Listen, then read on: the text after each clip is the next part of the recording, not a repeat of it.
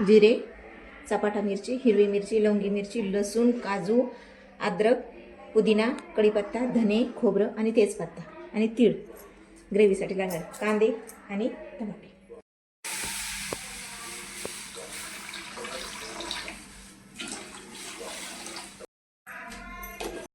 तुम्ही घरातल्या साहित्यापासूनच बनवणार आहेत आणि महिनाभर टिकते अशी केरी, तर करून बघा. रोजच्या भाजीला बी थोडी थोडी वापरली तरी चालते. फ्रीजमध्ये अगदी महिना साईजचे कांदे घेतलेले तर त्याच साईजचे टमाटे घ्यायचे आणि तुम्ही जरी 5 कांदे घेतले तर 5च टमाटे घ्यायचे, 6 घेतले तर 6च घ्यायचे, म्हणजे त्याचं प्रमाण बरोबर होतं आहे.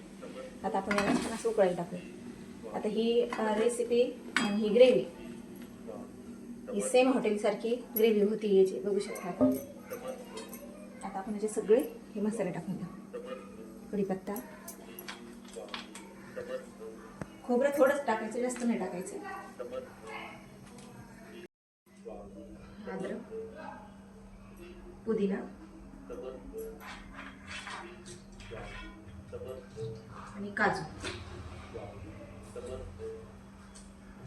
तेजपत्ता,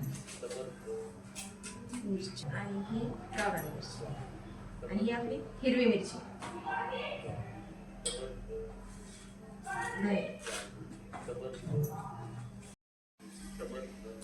आता लसूण सगळं एक. आता याला मस्त शिजून घ्यायचं.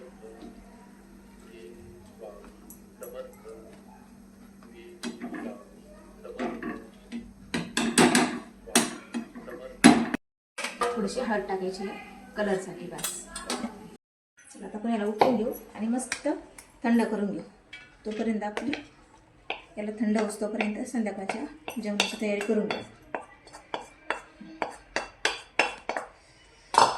याला मस्त थंड, बघू शकता किती छान कलर आलेला आहे. याला मस्त थंड झाल्यावर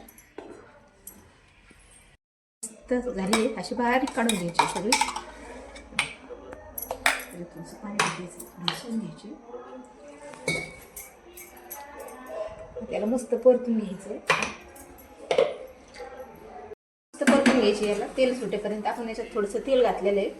तेल सुटेपर्यंत आपल्याला छान परतायची इथे. आता मस्त तुमचे 15 दिवस अजिबात खराब होत नाही. फ्रीजमध्ये ठेवून द्यायचे थंड करून.